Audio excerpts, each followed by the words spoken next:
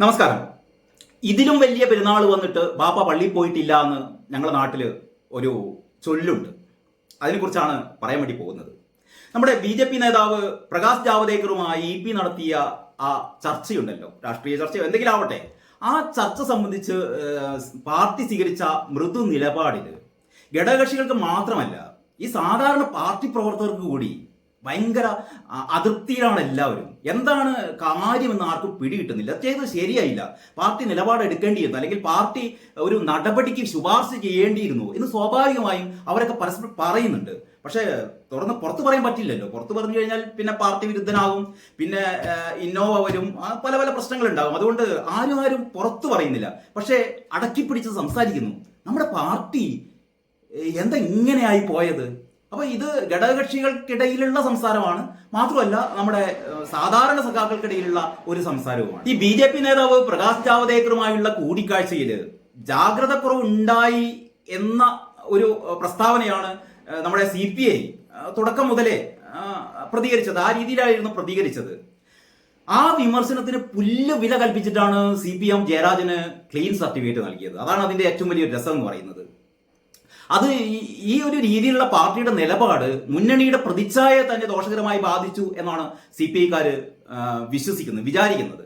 മാത്രമല്ല, ഈ ജാവേദ്കറിനെ കണ്ടതിൽ ഒരു പ്രശ്നമില്ലാന്നും, ഇനി ആർക്ക് എപ്പോ വേണമെങ്കിലും ജാവേദ്കറിനെ മാത്രമല്ല ആരെ വേണമെങ്കിലും കാണാമെന്നും കൂടി പാർട്ടി സെക്രട്ടറി പറഞ്ഞു വെക്കുമ്പോൾ ഇത് ശരിക്കും CPI-ക്ക് ഒരു മുഖത്തടി ഏറ്റതുപോലെയായി. ഇത്തരം വിഷയങ്ങളിൽ എന്ത് നടപടി സ്വീകരിക്കുമെന്ന് കൃത്യമായി അറിയാവുന്ന പാർട്ടിയാണ് CPM എന്നൊക്കെയായിരുന്നു നമ്മുടെ ബിനോയ് വിശ്വം നേരത്തെ പറഞ്ഞിരുന്നത്. എന്നാ സംഭവിച്ചത്, ഈ നടപടിക്ക് ശുപാർശ ചെയ്തില്ല എന്ന് മാത്രമല്ല, EP-യെ CPM പൂർണ്ണമായി പിന്തുണയ്ക്കുകയാണ് ഉണ്ടായത്. ഇതോടെ ഘടകകക്ഷികൾ ശരിക്കും അവർ അമ്പരന്നിരിക്കുകയാണ്. ഇതെന്താണ് ഈ പാർട്ടി എന്താണ് കരുതുന്നത്? ഇതിനിടെ ഏറ്റവും വലിയ തമാശ, BJP നേതാവ് ശോഭാ സുരേന്ദ്രനും KPCC അധ്യക്ഷൻ നമ്മുടെ K സുധാകരനും നമ്മുടെ വിവാദ ദല്ലാൾ നന്ദകുമാറിനൊക്കെതിരെ അയച്ച വക്കീൽ നോട്ടീസാണ്. തനിക്കെതിരെ ഉന്നയിച്ച ആരോപണങ്ങൾ പിൻവലിച്ച് മാധ്യമങ്ങളിലൂടെ മാപ്പ് അപേക്ഷിക്കണമെന്നും അതല്ലെങ്കിൽ 2 കോടി രൂപ നഷ്ടപരിഹാരം നൽകണമെന്നുമാണ് ഈ വക്കീൽ നോട്ടീസിൽ EP ആവശ്യപ്പെട്ടിരിക്കുന്നത്. ഇവരുന്നയിച്ച പ്രധാനപ്പെട്ട ആരോപണം, അതായത് ജാവേദ്കറുമായി കൂടിക്കാഴ്ച നടത്തി ചർച്ച നടത്തിയെന്നൊക്കെയാണല്ലോ. ഈ ആരോപണം ജയരാജൻ നിഷേധിച്ചിട്ടില്ല. ജയരാജൻ ഇത് അംഗീകരിച്ചതാണ്. ജയരാജൻ മാത്രമല്ല, പാർട്ടി തന്നെ അംഗീകരിച്ചൊരു കാര്യമാണ്. പിന്നെയുള്ളത് ഈ ചർച്ച എന്തിനു വേണ്ടിയായിരുന്നു എന്നുള്ളതാണ്. ഇവര് പറഞ്ഞത് ഇവരുടെ നിഗമനങ്ങളാണ്.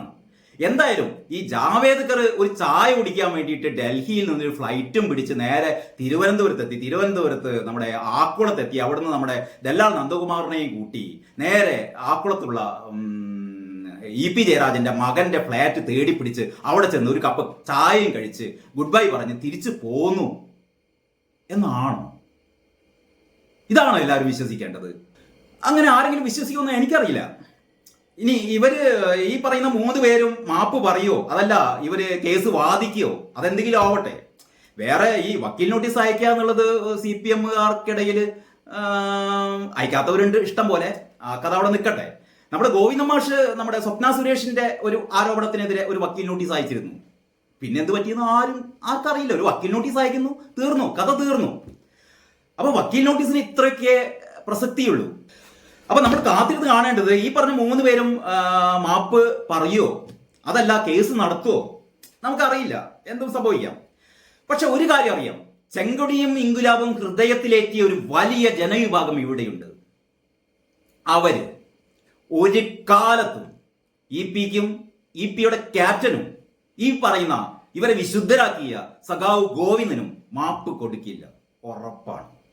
ഇനി മറ്റൊരു ഏറ്റവും വലിയ രസം, തനിക്കെതിരെ നിയമ നടപടി സ്വീകരിച്ചോ ബാക്കിയുള്ള കാര്യങ്ങൾ ഞാൻ നോക്കിക്കോളാം എന്ന് ഈ നന്ദകുമാർ പല ആവർത്തി ഇതിന് നേരത്തെ തന്നെ പറഞ്ഞതാണ്. കാരണം കേസ് വരട്ടെ, കേസ് വന്നാൽ എനിക്ക് ഇനിയും തെളിവുകൾ പുറത്തു വിടാനുണ്ട് എന്നാണ് നന്ദകുമാർ പറഞ്ഞത്. പിന്നെയുള്ളത് ശോഭാ സുരേന്ദ്രനും K സുധാകരനുമാണ്. ഇവര് 2 പേരും മാപ്പ് പറഞ്ഞത് തന്നെ. ഇതിലും വലിയ വക്കീൽ നോട്ടീസുകൾ ഒരുപാട് കിട്ടിയിട്ട് അനങ്ങാത്ത ആൾക്കാരാണ് ഈ 2 ആൾക്കാർ. ഇതാണ് ഞാൻ നേരത്തെ ഇതിന്റെ തുടക്കത്തിൽ പറഞ്ഞത്. ഇതിലും വലിയ പെരുന്നാൾ വന്നിട്ട് പള്ളിയിൽ പോകാത്ത വാപ്പയാണ്. പിന്നെ എന്താ അറിയാമെന്ന് നമുക്കറിയാലോ. ഓക്കെ, ഇനി EP-ക്കെതിരെ തൽക്കാലം മൃദു സമീപനമാണ് കൈക്കൊണ്ടത് എങ്കിലും പാർട്ടിക്ക് അധികകാലമൊന്നും ഇങ്ങനെ ഈ ഒരു സമീപനം തുടരാൻ പറ്റില്ല എന്ന് തന്നെയാണ് തോന്നുന്നത്. കാരണം തിരഞ്ഞെടുപ്പ് ഫലം വരട്ടെ. തിരഞ്ഞെടുപ്പ് ഫലം വന്നു കഴിഞ്ഞാൽ പാർട്ടിക്ക് എന്തായാലും EPയെ ഇങ്ങനെ വിടാൻ പറ്റുമെന്ന് എനിക്ക് തോന്നുന്നില്ല. ഇപ്പോൾ പാർട്ടി കരുതിയിരിക്കുന്നത് ഈ 20 സീറ്റും ഞങ്ങൾക്ക് കിട്ടും, വമ്പിച്ച വിജയം ഉണ്ടാവുമെന്നൊക്കെ ആണല്ലോ. നടക്കട്ടെ. ഏതായാലും ജൂൺ 4-ന് തിരഞ്ഞെടുപ്പ് ഫലം വന്നു കഴിഞ്ഞാൽ തീർച്ചയാണ് പാർട്ടിക്ക് മാറി ചിന്തിക്കേണ്ടി വരും. അതല്ലാതെ വേറെ രക്ഷയുണ്ടെന്ന് തോന്നുന്നില്ല.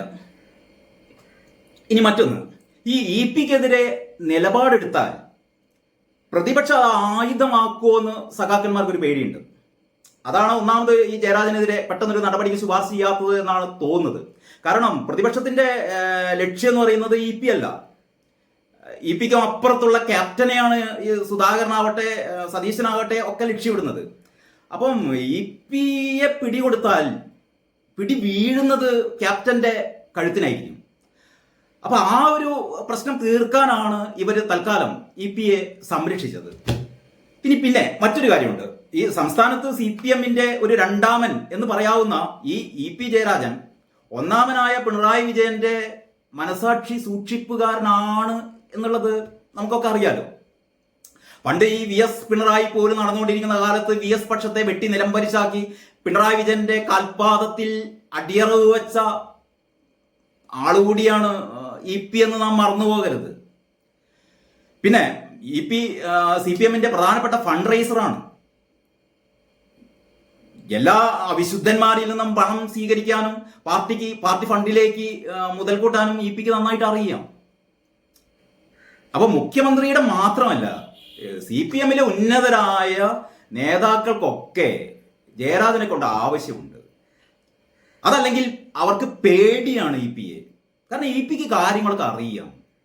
ഓരോ സഖാവും ചെയ്തു കൂട്ടുന്ന, സഖാവും എന്നുള്ളത് ക്ഷമിക്കണം, ഞാൻ സഖാവ് എന്നല്ല ഉദ്ദേശിച്ചത്, ഓരോ പാർട്ടിയുടെ ഓരോ ഉന്നത നേതാക്കൾ ചെയ്തു കൂട്ടുന്ന തോന്നിവാസങ്ങൾ A to Z കാര്യങ്ങൾ ജയരാജന് നന്നായിട്ട് അറിയാം. അതുകൊണ്ട് തന്നെ ജയരാജൻ അങ്ങനെ ചെറിയ രീതിയിൽ ഒന്ന് ചൊറിഞ്ഞാൽ വിവരം അറിയും. അതുകൊണ്ടാണ് ഈ വക കാരണങ്ങളൊക്കെ ഉള്ളതുകൊണ്ടാണ് ജയരാജനെതിരെ തൽക്കാലം ഇവര് ഇത്തരത്തിലൊരു മൃദു സമീപനം സ്വീകരിച്ചത് എന്ന് തന്നെയാണ് നാം കരുതേണ്ടത്. സഖാക്കന്മാർക്ക് ഇനി കുറച്ചു കാലത്തേക്ക് ഇന്നത്തെ കോൺഗ്രസ്സുകാരാണ് നാളത്തെ BJPക്കാരെന്ന് പറയാൻ പറ്റില്ലല്ലോ. അതാണ് ഏറ്റവും വലിയ സങ്കടം. ആകെ ഈ പ്രതിപക്ഷത്തിനെതിരെ ഉന്നയിച്ചുകൊണ്ടിരിക്കുന്ന ആരോപണം എന്ന് പറയുന്നത് ഇന്നത്തെ കോൺഗ്രസ്സുകാർ നാളെ BJPക്കാരാണ്, ഇന്നത്തെ കോൺഗ്രസ്സുകാർ നാളെ BJPക്കാരാണ് എന്ന് പറയുന്നത് പല്ലവിയാണ്. കേട്ട് മടുത്തത്. അതിനി കുറച്ചു കാലത്തേക്ക് CPM പ്രയോഗിക്കുമെന്ന് തോന്നുന്നില്ല. കാരണം അത് തിരിച്ചടിക്കല്ലോ. പിന്നെ CPM ആണ്. CPMനെ പറ്റി നമുക്കൊന്നും അറിയില്ല, എന്തും സംഭവിക്കാം.